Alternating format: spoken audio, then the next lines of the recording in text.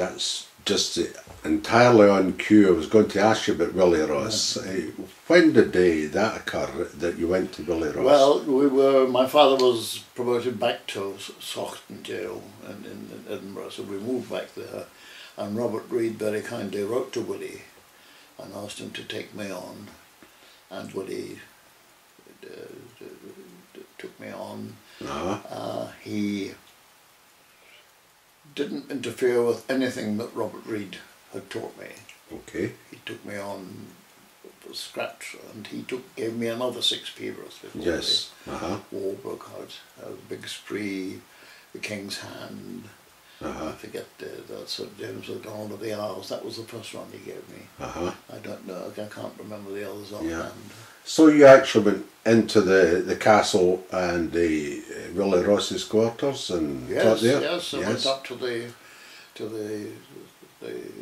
flat where he gave his lessons.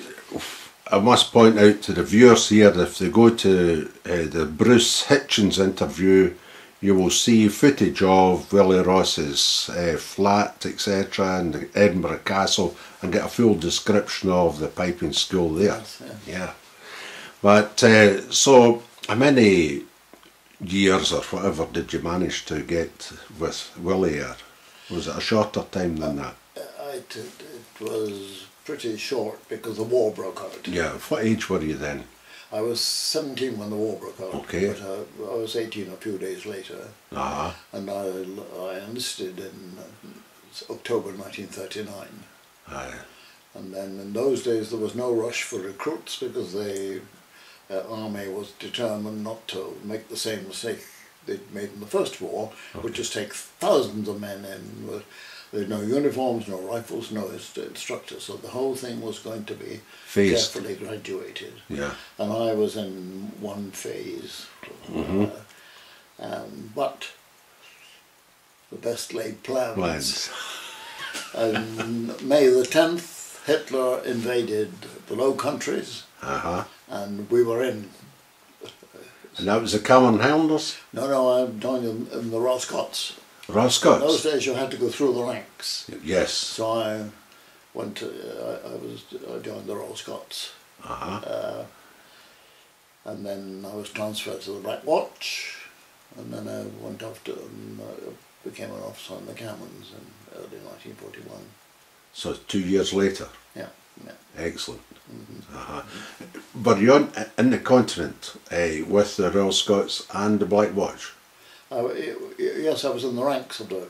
Yeah, but where were you? I was... geographically? Well, the Royal Scots, the battalion that I joined was called the Young Soldiers Battalion. We were all under 20. And we were recruited off the streets. And I joined... I reported on the Wednesday morning and got a rifle and bayonet and that sort of thing, and 50 rounds of ammunition. On the Thursday we were shown how to load our rifles, and on the Friday 100 of us, all youngsters in new uniforms, were taken to Donaldson's Hospital at Edinburgh, which at that time was used as a prisoner of war camp for German officers. And there we were drawn up in 2 long lines facing inwards, shown how to fix our bayonets. And then the doors of Donaldson's Hospital were thrown open, and up came the Germans, and they were immaculate. Polished boots, uniforms with gold braid and all that sort of thing, carrying suitcases. And when they saw us, they stopped and they laughed their heads off. Here was this crowd of wee boys going to take them. However, most of the company came from Dundee. And I learned a lot from the Dundee boys about life. And when we got to Liverpool, all the gold braid had been taken off the hats and everything. watches had gone. The Germans were furious. Aye. Well, a little Dundee chap from the Lochie Road with a bayonet. Aye. No one was going to argue. However, they went on a ship, I think it was called the Alcantara Star, and it was torpedoed in the middle of the Atlantic by a U-boat. For goodness sake. And that was the end of them. That was them. And it was also the end Were of... they supposed to be going to Canada? Yes, they were supposed to be going to Canada at the time. Yeah. Yeah. My goodness. So that was the introduction to soldiering. It's a good job you waved them bye-bye on the shore then, Yes. So where did you go after that? Well, we stayed in Edinburgh a bit, doing basic training, very rough and ready basic training. Yeah. And we used to march around the King's Park and that sort of thing, and I used to play the pipes at the head. I was a lance corporal at the same time with a section of men to look after, but it didn't matter. Then we were dispersed to airfields around the time of the Battle of Britain. My platoon went to Drem, outside Edinburgh, and we were there seeing the fighters taking off and that sort of thing. And then at night, when it was dark, we went and occupied a series of little posts. We were given a Lewis gun, and our job was to shoot down the hedgehoppers, you know, the low-flying plane, but how they were going to fly in the dark, nobody ever said. But we had to go and do this, so that's what we did. And then, after a while, I was transferred to the Black Watch, which was the proper army. First class. First class. Yes.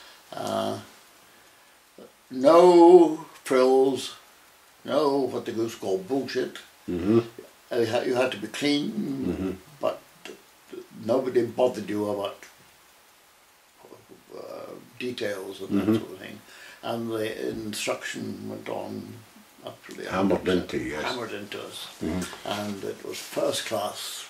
So where were you trained then? I was trained at the Queen's Barracks, Perth. Okay. And did you go abroad from Perth? No, I went off to be a cadet, and then I was commissioned in the Camerons. And I went up to Cameron Barracks, where I'd been a little boy. Yes. And there were quite a few of the old hands could remember my father. And when I was a young officer, I went along to a sergeant's mess dance. We were all invited over. And as a cadet, I've been told, so now you must always be nice to us. So when you return a salute, say good morning, and that sort of thing.